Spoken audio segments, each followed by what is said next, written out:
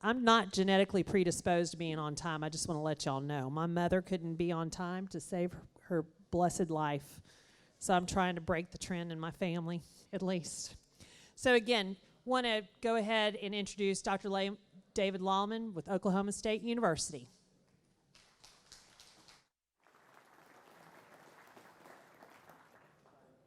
Very good. Thank you, Kelly. So it's a pleasure for me to be back this year. I appreciate Andy and the committee inviting me to come talk to you about cows. So if you're interested, should I shut this thing off, Andy? This one? Okay, thank you. So if you're interested, we're going to cover a little bit of the ground that we covered last year, but really not very much.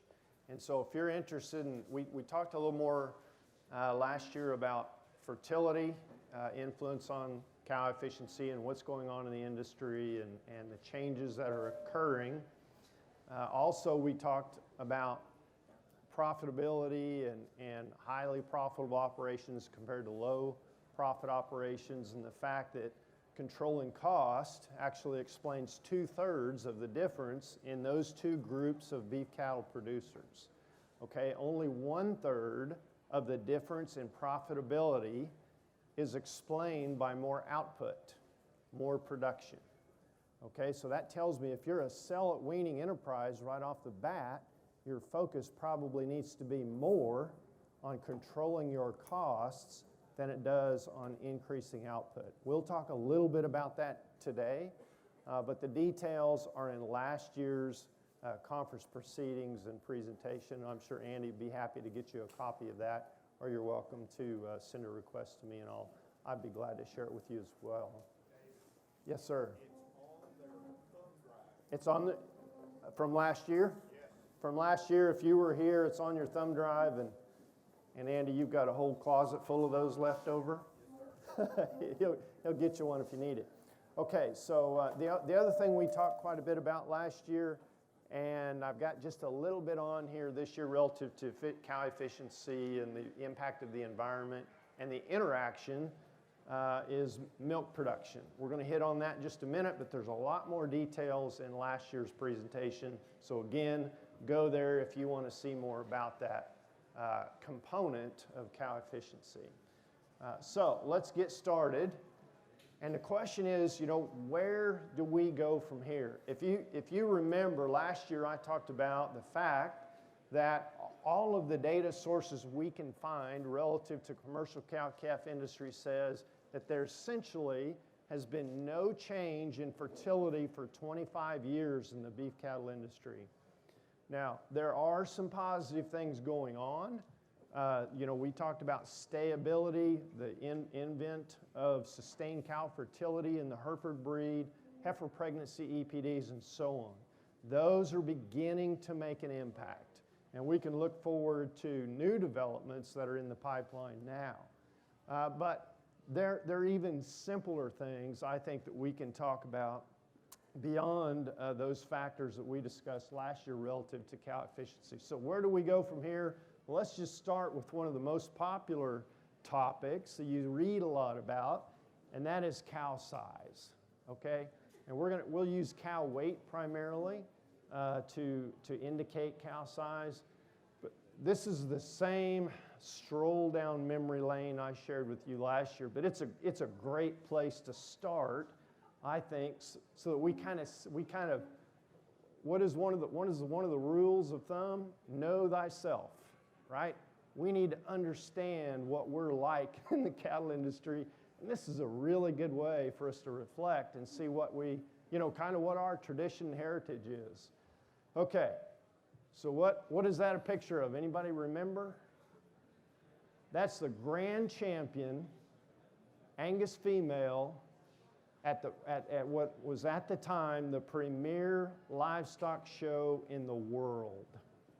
Okay, the grand champion Angus female, right? That was progress, and that was the perfect animal according to all the experts in the 1930s and 40s. Okay, so we call this, what do we call it? This is the first era of, anybody remember? That first era of insanity, right? Okay, so this led to a lot of problems. We overdid it. So, and then we went through an era, this is 1969. This is a picture of Conoco, if you remember this picture. Conoco was the first grand champion crossbred animal that was slap steer at the Chicago International Livestock Expo. Conoco looks pretty good as a feedlot steer, even today. He was moderate, and bigger meant moderate in 1969. Okay, this is Dr. Don Good right here, who slapped Conoco as a grand champion that year. So know thyself. If a little bit bigger is good, a lot bit bigger must be a whole lot better, right? And so we have trouble stopping when we get to enough. This is the second era of insanity, right? This led to a lot of problems, okay? And we're still trying to recover from a lot of those issues that this created. I remember this era because I was in high school judging livestock during this time period. And it was easy to place cattle, right? You just tried to figure out which one you couldn't see over.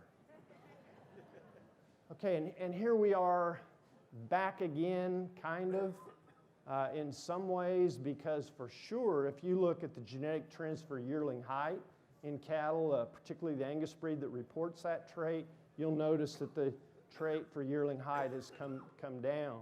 The trait for mature height in the Angus breed has been consistent, and it plateaued in the early 1990s. But if you consider, let's call it HTC. Let's call it HTC index, the hat to the cow index. Okay? So kind of moderate. If you take the average hat height here to the cows, kind of moderate in 1969, but it got really short here. See? Now look at the hat to cow index. But here's something to consider. How about the hat to belly index? So hat to belly, long ways, moderate, kind of moderate, long ways again. Okay, what does that tell you? Cattle are changing. Okay, what is changing? Well, we're going to talk about a little bit in detail here. Body composition is changing over time, right? What is in there? That's visceral organ mass, which has consequences in terms of biology, and a lot of positive things have come from that. Here's two grand champions, one from 1835, one from 1937. This is Ashburn Orange, was raised at Oklahoma State and slapped the grand champion shorthorn steer there in 1937. So what's going on with cow size now? And this is just the genetic trend. I don't intend for you to compare these two breeds. That's Angus and Hereford, which both report this trait. But all I want you to see, okay, here we're coming out of the second era of insanity, right? And notice the steep increase in mature cow weight during that period. Since then, the genetic trend has modified some or has gone down a bit in terms of the rate of increase. But it's still gradually increasing. And the point of this is the same thing is going on in the Hereford breed, okay? So cows are still getting bigger in terms of mature cow weight. It's not as increasing as rapidly as it was coming out of that second era of insanity. And as I mentioned, mature height has been steady since the early 1990s. So we've at least stopped increasing mature frame size, and I think that's a good thing. Now this is really interesting to me. This is the Red Angus breed's genetic trend for mature height. Now they don't publish this directly. This was sent to me by their performance person there at the Red Angus Association at the time. And what I want you to see is their trend is actually trending down in terms of mature cow weight genetic trend. What happened? Why did how did the Red Angus breed change this? Well, they implemented an EPD right about this time, right before this curve started to bend down. And that was their maintenance energy requirement EPD, okay? Many of you will be very familiar with that and when that was implemented. Well, it looks like, of course, the two traits that impact that are mature cow size and milk production, genetic potential for milk, okay? And so it's most definitely had an impact, and the Red Angus breeders have adopted this technology and made good use of it, because if you look at, so this is not the genetic trend for Red Angus, this is the phenotypic trend for Red Angus cows. The latest data they sent was cattle that were born in 2011. So those cows are now, what did that make them, 8 years old. And those 8-year-old cows' mature weight is about 1,175 pounds. Okay, the Meat Animal Research Center published data of F1 crossbred females of Angus, Hereford Red Angus cattle were right at 1,400-pound mature cow weight there in Nebraska, and that was published in 2007. Okay, so Red Angus cattle have definitely moderated some and made good use of that EPD, and I think that's a really good thing. In fact, I would think that they might want to slow that trend down once again, because they're probably not too far off, in my humble opinion, from an optimum cow weight.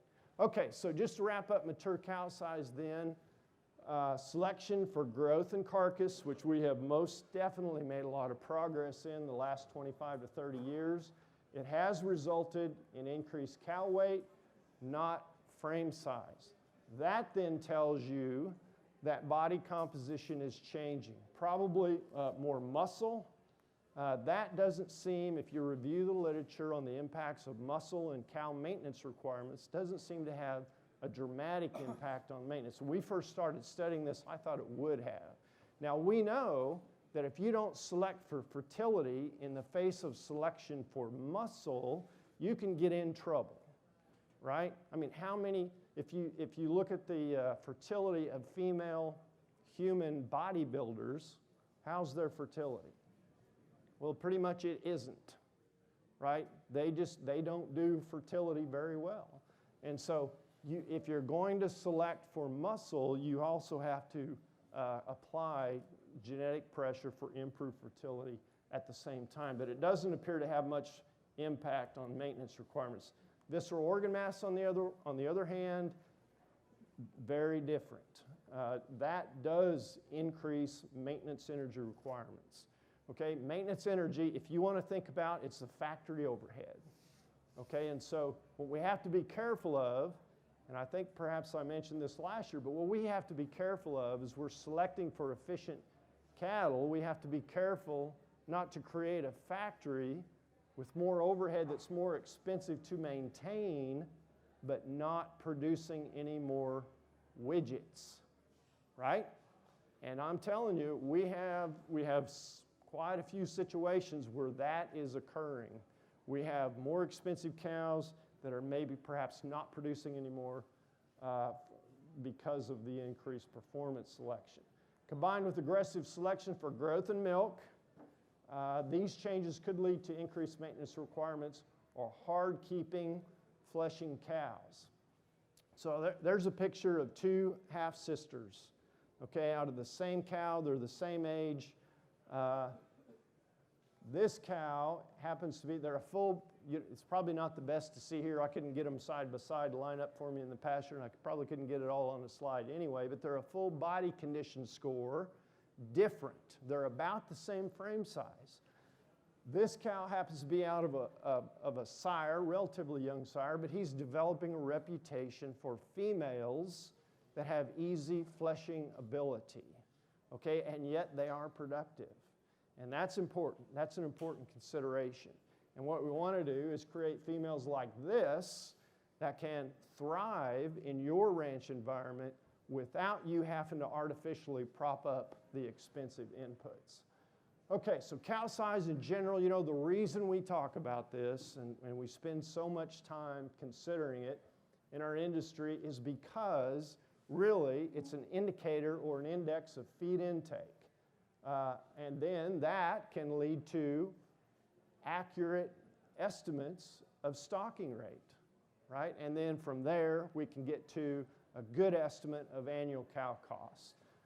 Some of you perhaps, now nobody here in Hemphill County has 1,400-pound cows, right? That doesn't happen here. Andy? No, of course not. 1,000? Oh, 1,500. Well, everywhere I go, so in Missouri, before I moved to Oklahoma, every cow herd was 1,100 pounds. When I got to Oklahoma, pretty much every cow herd is 1,200 pounds until they look at their sale receipts on their cull cows and fess up, right? So, but certainly it does have a little bit to do with income. There is a relationship between cow weight and calf weaning weight. We're going to talk about that here in just a second.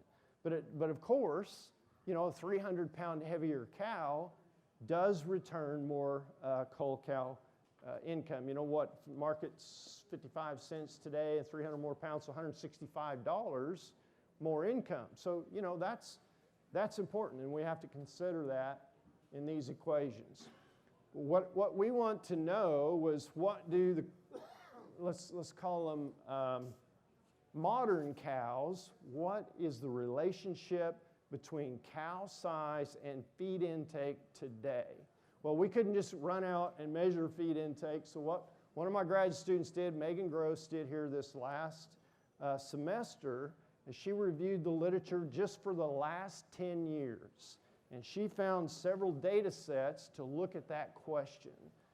And so what she wound up with was 24 different treatment means or averages from groups of cattle from 9 different manuscripts, published manuscripts, okay? And here's kind of just a general look at that data set that she found she created.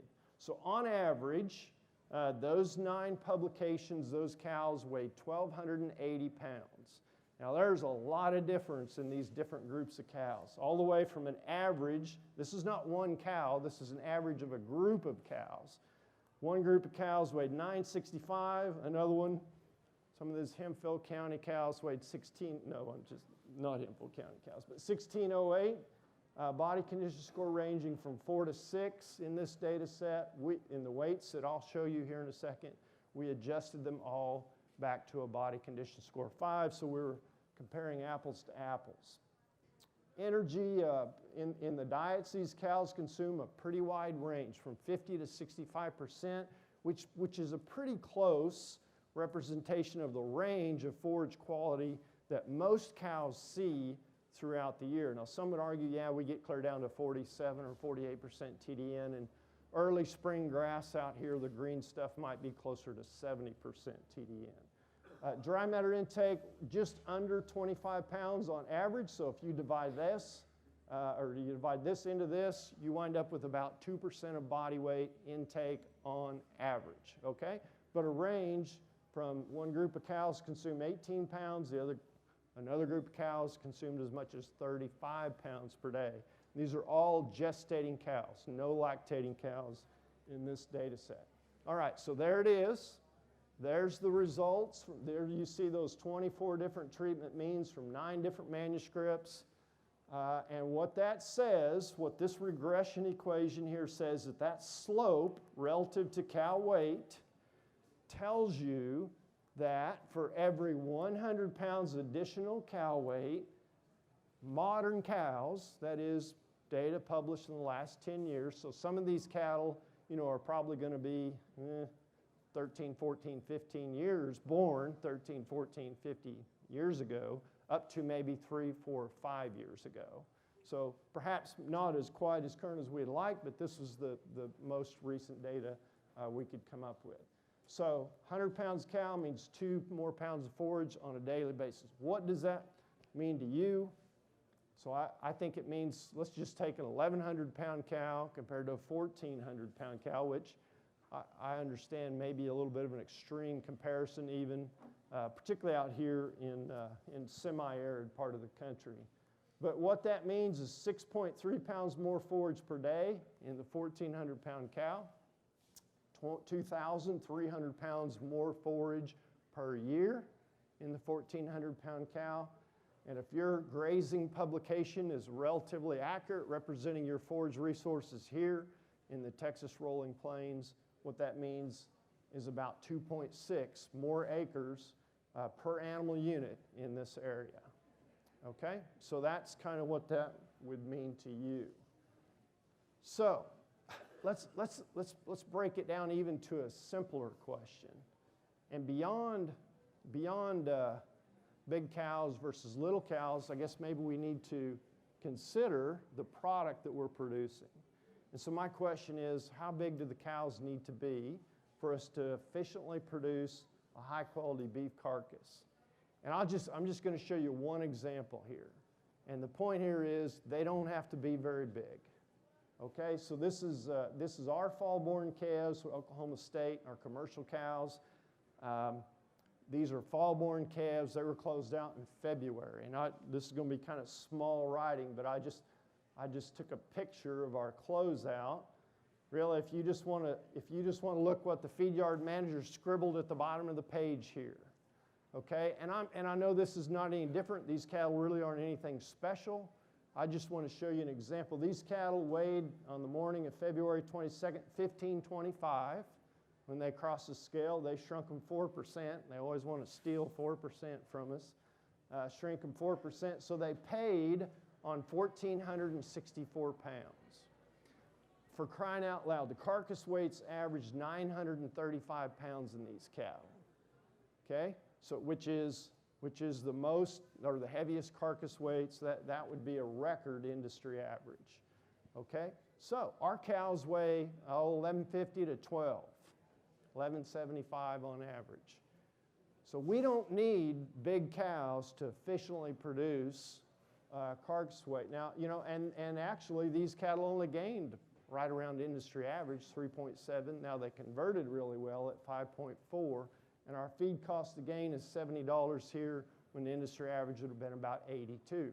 So I'm happy with that. And I think that's where we need to get to. And cow size has got little to do with it.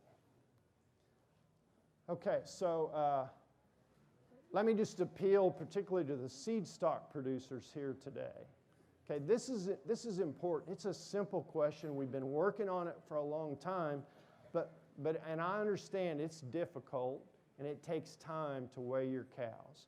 Do you realize that some of the most popular bulls, if you look in the sire summaries and the National Cattle Evaluation, 6, 7, 8% of the records are turned in for cows compared to weaning and yearling weights. Okay, we need to be weighing our cows. For crying out loud, 70% of feed energy produced beef is consumed by the cows. This is an important subject. We seem to be so focused on post-weaning performance that we're just sort of maybe given lip service at times to the cows, which is a major, major part of the energy consumed and the cost of total beef production. So this is kind of what you need to do. You don't have to record cow weights the day you wean. You can, but if you record them within 45 days, you also have to have a body condition score to go with it to turn into your breed association, at least ones that are working on this EPD. And it's very helpful, and it would be tremendously helpful in the future. You'll learn a lot about your cows if you'll start doing that consistently each year. Okay, and Kelly, I can't see you because you're behind me. You may have to throw something at me and hit me in the back of the head. Okay, so weaning weight and cow size. All right, let's talk about this for just a minute, and then we'll move on. I'll try to get done here in time to take some questions. So, you know, this surprised me. So we started asking the question, what's going on nationally with weaning weight trends? We worked with the Superior Livestock Group, Dr. Ken Odie, and Michael King there at Kansas State to analyze what data we could find to kind of see the big picture on what's going on with weaning weights across the country.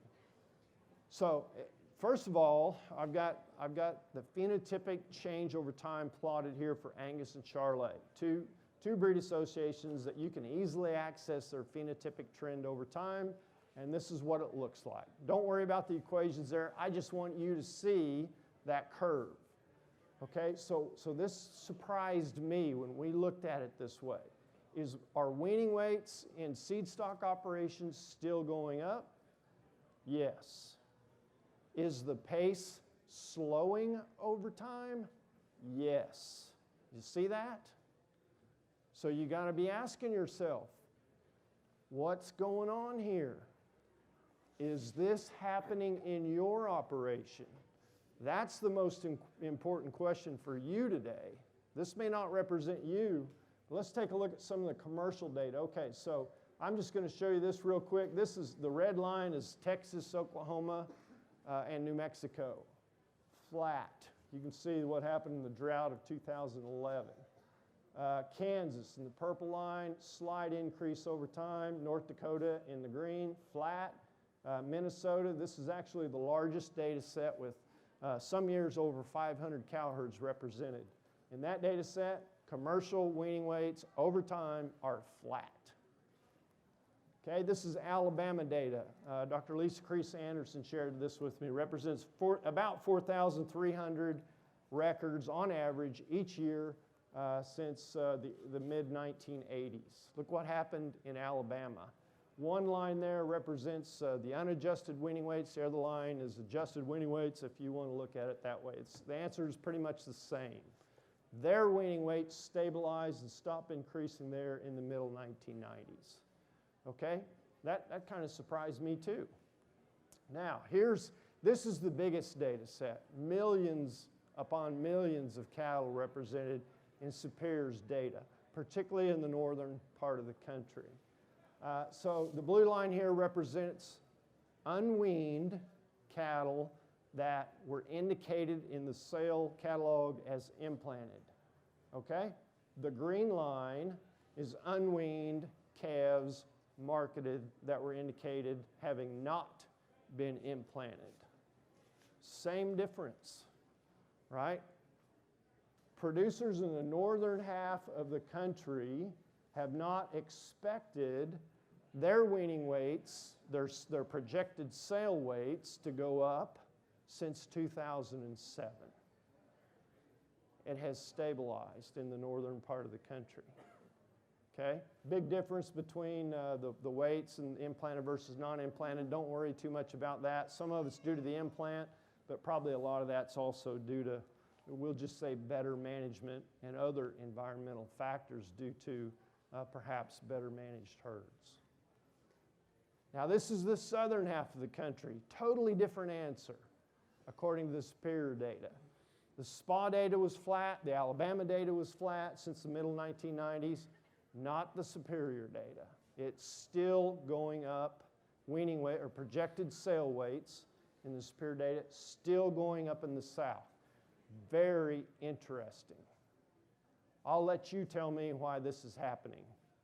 I'm not exactly sure. Sure, I have some ideas, but it'd be interesting to hear what you think because there's probably a lot of different things going on there. Based on all the other information we've collected, we anticipate this to stabilize soon. I mean, I don't know what soon is, 3, 4, 10 years. I don't know, but we expect that it will top out also because the slope of the trend of increase in weaning weight is almost exactly the same that occurred in Alabama in the breed association data as well as the northern half of the Superior data. Okay, considerable evidence that ranch resources limit weaning weight potential. Consequently, focus more. If that's happening in your operation, I hope you have the records to be able to track this. You need to shift your emphasis more towards controlling costs. Well, you probably need to do that anyway, and I think Burke is probably going to convince you of that as he goes along. Still increasing in the southern U.S., very interesting. Genetic potential for weaning weight can be achieved by modifying the environment. Oh, there's no question about it. You can make your weaning weights go up. No doubt about it. All right? But it's going to cost you. So creep feed, wheat pasture, more alfalfa hay earlier, later, lower stocking rate so the cattle can select a higher quality forage. There's lots of ways to modify the environment and prop that number up. But almost every way I can think of to do that is going to cost quite a bit. Kelly, how are we doing? So milk, we're just going to hit this real quick. I just want to show you that there are some operations that have selected aggressively for milk. We have a cow herd like this at Oklahoma State. And actually, it was not intentionally selected to be a high milk production cow herd. It just is. And it's kind of a fun cow herd to work with. These are our peak lactation numbers since 2015. The students have been milking these cows, and they're right around 30 pounds. 25 years ago, the National Research Council said the average commercial cow in the country produces 15 pounds of milk. Well, they're behind, okay, because it's gone up considerably. I just want to point this out to you. The Angus Optimal Milk Module is one tool available on their website, and it's a really nice tool. We actually think this works very well and is good guidance. I encourage you to jump online and play with this tool. Enter your own values. When we put our numbers in and when we put the numbers in for the Texas Rolling Plains, pretty much the same answer. And the answer we get, or that I got when I did this one, was an EPD of 15 to 19 pounds would best match cows in this part of the world to forage resources. Okay? Now it's hard to find cattle with moderate milk EPDs like that, bulls. But I'd encourage you, if you're convinced that that's what you need, and I think it's accurate, you need to talk to your seed stock supplier and encourage them to do the same. Makes no sense to have high genetic capacity for milk when the environment limits milk production. Remember the discussion about the expensive overhead factory producing no more widgets? That's what will happen, and we've seen it many times. Let me just show you an example. Okay, so what you got here, don't worry about the units, this is just milk production. Okay, on the axis over here on the left, the x-axis down here is average daily energy intake. Now these are controlled experiments. The big study from the 1990s was done at the Meat Animal Research Center. Okay, so what you got here, this is 1990 Angus data, and what happens, as you would expect, just like they find in dairy cows, the more you prop up the environment, or the better quality forage the cows have, the more milk they produce. Okay, no surprise, right? And that's what this says. As energy intake goes up, so does milk production. Here's the Hereford breed in 1990 at the Meat Animal Research Center. What happened as those cows' energy intake went up? Nothing. You see that? So is there a big difference in energy intake, let's say, from this treatment group to that one? Nope, the energy intake's the same. Milk production much greater in the Angus breed back then. So where's all this energy, this extra energy going here? Well, it's going to maternal tissue, right? She can maintain, build fat stores and so on for the upcoming winter, whatever. It also tells you that back in 1990, you should have been able to run more Hereford cows. Do you see that? And I'm just using the breeds here. Let's get one thing clear. This is not so much about breeds today as it is about your ability to create whatever kind of beast you want to create because of the tools that we have available now. Okay, you can create animals like this in the Angus breed too, right? Because we have so powerful tools. And that's really what this is about. Now, this is the Gelbvieh breed in 1990. Cattle that came into our country as a dual-purpose breed. They were milk cows, right? And so you throw a lot of energy at them, they're going to produce a lot of milk, and they did. Well, guess what? This is our high. This is the same Angus cow herd at Oklahoma State. Courtney Spencer's data from 2017. Looky there. You throw a lot of energy at them, they act just like the dual-purpose breed cows did back in 1990, the Gelbvieh cows. Okay, so what I want you to recognize is that,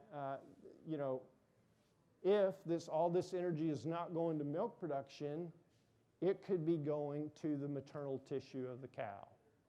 All right, and so that means that you're probably going to have an advantage in fertility, and you're probably going to be able to modify your stocking rate accordingly. Okay, controlling appetite to keep costs down. So let's just talk about this with those feed intake EPDs. So Red Angus has got an EPD for this, Angus breed, Hereford breed, and I'm probably missing one or two. I know Charolais breed was working on one. I'm sure most of the others are as well. All right, so two nice studies have been done to look at the relationship of concentrate feed versus forage feed intake in growing cattle. Both of them, this is a correlation of a moderate correlation, 0.51 in one study, 0.58 in the other. That's good news. What that says is it's not perfect. We wish it were better. But as you are selecting cattle for moderate to lower feed intake in growing cattle, the way those EPDs are built, you're probably also making some progress, or at least controlling feed intake in your cow herd. So that's good. We're making progress. We have got a lot to learn about that. We're working on a project right now at Oklahoma State to see if we can figure out, those are all with growing cattle. We're trying to figure out if we can do that with cows. And if those EPDs are working for a cow, making her living out here on low quality forage. Okay, I just want to show you, now you're probably not going to be able to see these EPDs. I tried to get all of these on there. I probably should have blown it up more. But, so here's one sire, relatively young sire. He's got 106 progeny tested for feed intake. Okay, his accuracy of feed intake is pretty strong, and he's just a young bull. Okay, now, his feed intake number is right in the middle of the Angus breed. He's not high, he's not low. But look here, his mature cow weight is 0. If you can't see that, it's 0, meaning he's in the bottom 90% for mature cow weight. He produces moderate-sized cows. Okay, mature height, 0. Bottom 75% of the breed, they're moderate-sized cows. He's able to produce those cows. Now, to me, he's got a little too much milk. I'd rather be below breed average. He's got 29, but look at his dollar beef, 178. So we can find bulls that are not higher in feed intake. Looks like that should translate at least somewhat to the cows. And by the way, he's the sire of a bunch of cows that look like that. That's one of his daughters. Okay, they're out there. You can find them. Crossbreeding composite systems, last topic here for today. So this is a technology that's got some age on it now, right? And the industry has kind of gone away from this. At least a good chunk of the industry has sort of left this technology behind. But let me show you some things that I think are really interesting, even exciting for us to take advantage of. Okay, so I know Burke and a lot of you in the room would know Dr. Larry Cundiff. He is the premier geneticist, in my opinion, on this topic. You need to have him up here talking to you about this subject. These are his slides. I took these, he was gracious enough to give these to me straight out of his presentation that we were at in Florida. Okay, so this shows you the impact of heterosis on weight of calf wean per cow exposed to breeding. Okay, now if you've got a crossbred cow and a crossbred calf, he says on average, Bos Taurus by Bos Taurus, crossbreds will give you 23% lifetime improved productivity. If it's a Bos Taurus by Bos Indicus, 50% lifetime improvement. A really big bang for your buck. Okay, now this is his second slide. And these darn geneticists, they get way too busy slides. But I didn't bother to simplify it because this is one of the coolest pieces of information in the cattle industry I've seen, I think, my entire career. But he summed up his life's work right there on that slide. And you need to get a copy of this, and you need to study it because it is fascinating. Okay, so pick out your favorite breeding system over here in this column. And if you want to simplify it, jump right over to the far right column. And that is his percent weaning weight per cow exposed improvement due to a crossbreeding system. Okay? Angus Hereford cross right here, just under 16% improvement lifetime productivity. That comes primarily from increased fertility and increased longevity in a crossbred cow. Okay, it's pretty hard to beat. And then you can find your composites down here, 2-breed, 3-breed, 4-breed composite. Come over here to the right. Here's a 4-breed composite with 23% lifetime improvement. 23% lifetime improvement. Let's see, Kelly, here's the American Breeds rotational breeding program at 27% increase in lifetime improvement in calf weaning weight. How incredible is that? Right? That's pretty hard to pass up on. Now, granted, some of the breeding systems might be more difficult to implement, and that's one reason why we've gone with more straight breeding in our industry. This is the second half of that story, breed complementarity. Okay? And this is where we've also kind of forgotten about the obvious advantages laying right out there for us to take advantage of. Let me give you one quick example. Okay, so this is the Meat Animal Research Center study published in 2017, Kelly Ritalik.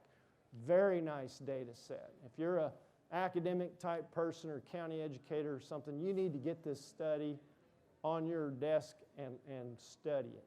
It's fascinating. Okay, so here's the Angus cattle base. This is the heifer data, forage intake in the growing program, which means primarily alfalfa haylage and corn silage at the Meat Animal Research Center. That's the type of diet these cattle were on. As I recall, 2,800 some head of cattle, individual feed intake recorded. And they're showing you the difference in pounds per day of those heifers during that feed intake test from weaning to yearling. Okay, about 70, 80-day tests. All right? And so what it shows you is that Angus cattle, tremendous growth potential, tremendous marbling potential, lots and lots of things. That's the reason the Angus breed are so popular. Lots of reasons why. Here are some breeds that could complement the Angus cattle in terms of feed intake. Okay, we just completed a study looking at the impact of the F1 Hereford cow, Hereford Angus cross, black baldy cows, and guess what we found? On average, those black baldy cows had 2 pounds a day lower forage intake. This was done on growing cattle. Our study was done with cows, and it matched up very close to what they found here. Now, if that's not breed complementarity, I don't know what is, okay? So in summary, in many cases, negative pressure on mature cow weight will improve ranch profitability.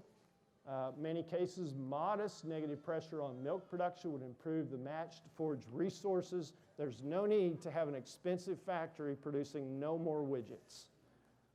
Milk and mature cow weight EPDs can help you control costs and better match genetics to forage resources here in the Texas rolling plains. This is what I told the group last year, and I'll say it again. Matching cows to forage, if you're in a forage-based production system and that's your least expensive input resource, moderate milk, growth, feed intake, and mature size. Planned crossbreeding and heterosis represent a real opportunity to control costs while increasing productivity. And no, sometimes I think when people hear me give this presentation, I leave that last one out. They think I'm promoting that we just go back to the 1980s. Not at all.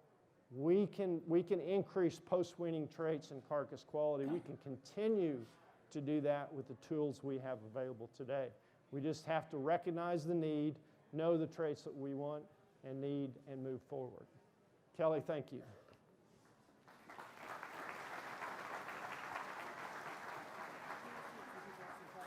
Okay. Yep. Dr. Lalman, is this back on? Oh, there we go. Dr. Lalman, he was like, look, you need to give me advance notice because I'll have a tendency to talk. You're 4 minutes early. That's impressive. So, does anybody have any questions? Go right here. Made the comment that you would rather have a cow bred to a bull below the average in milk. Why? Yes. So the question is, he said I made the comment that I would prefer cows below breed average. Depends on what breed you're talking about. But let's just take the Angus breed, for example. Why would I prefer a cow below breed average in milk? It's because I don't want a factory that has a higher overhead but producing no more widgets. Okay, so if you have a body condition score of 5 cow, from the time she calves until the time she weans her calf, that tells you that her plane of nutrition is kind of moderate. All right? If you have a cow with a genetic potential for 40 plus 40 EPD pounds of milk, she's probably limited to 25 or 30. But she's got genetic potential for a lot more. The only way to get her, the way to know if your cows are limited is if they're changing body condition. If you're going up in body condition, it goes like this. Both go up at the same time. If they're going up in body condition, they're also producing more milk. If they're holding their own, they're probably not producing their genetic potential for milk. Yes, sir. Absolutely. You betcha. Yeah, and the other interesting thing about that is what happens is a steer calf or heifer, as she gets bigger, they get more efficient at converting forage to growth. And so the efficiency, and I didn't say it because we talked about it last year. Okay, shut me up if you need to. So it takes 84 pounds of cow feed intake to make 1 more pound of calf weaning weight. Now that's the average of about 12 different studies. 84 pounds of cow feed intake to get 1 more pound of calf weaning weight. I don't like that efficiency at all, okay? And so to me, as those calves get bigger, let them do it on their own. That's when I want the cow's milk production dropping off fast so that she's putting more of that energy back into maternal tissue. That's my philosophy. Bert?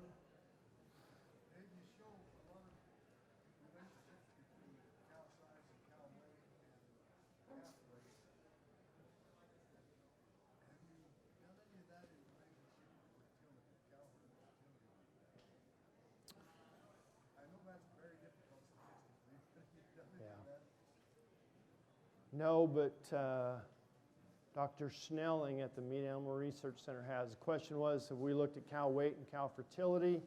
I'll try to summarize it really quick. Their data says that as cows get bigger, the relationship with fertility is negative. It's only slightly negative. And so if you're culling big cows that don't produce, in other words, if they don't bring home a weaned calf as a 2- and 3-year-old, if you're culling them, you're probably wiping out the negative influence of big cow size on fertility. That's from the Meat Animal Research Center, not from our shop. Dr. Lalman, Yes, sir. I personally think that this is one of the most important points of our future as it regards cow-calf producers. I was so impressed with Dr. Lalman's presentation last year during our tour that I purposely invited him back because I wanted to share with you something. In 2015, Kelly, our theme for that year was Wave of the Future. I believe that this research, this information, whether you're a commercial cow-calf producer or a purebred breeder, is the wave of the future. When I was an animal science student at Texas A&M University back in the 70s and 80s, and Dr. Gill is really good at this, we were taught a lot about heterosis. And so I'm thankful that you brought that up. But we've got to move on, but I want to put in a commercial. We have been focusing for 5 years now on input costs and trying to understand how to make our ranching programs more efficient by cutting out costs. And one of the greatest ways that we can do that is with this kind of information. So I want to challenge you to study it. Our Hemphill County, and I'm proud of this because it's going to be happening across this region. Our Hemphill County Grass Grazing and Animal Management School that started 4 years ago is an in-depth study about grass grazing and animal management that takes on a lot of Dr. Lalman's work and research.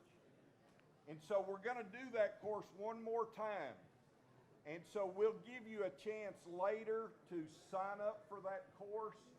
But I think that if I were in your shoes, I would want to closely think about what Dr. Lalman's research is. It's powerful information. It's some of the best information you'll get in this beef conference. Thank you. Very Thank good. you, Andy. I'm glad to know that we're on We the, have one more question. if we're on you the want. cutting edge with weaning weights Yeah, I like that. and cow size. But I like the that's heterosis stuff that's discussion. been overlooked, I think. Yes, sir. One more question right here.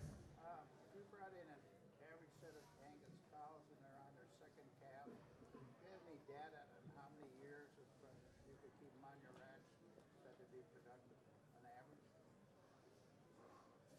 Okay, so the question is average set of Angus young females On their second calf, on their second calf. how many years would you anticipate to keep them on your ranch? Would they be Oh, productive? gosh. That's a tough one. It depends. Yes, ma'am. Good Good that the answer. answer to every question? Yeah, I don't have a good feel. There's probably somebody in the room that's got records that would suggest that. But, 2-year-old years is most difficult, of course, to get them bred back. Probably, most cows are culled in the 7 to 8 year range. But no, it's a good question, and no, sir, I do not have a good answer for you. Burke will later. Sure. Well, very good, Thank Dr. you. Lalman. Thank you so much.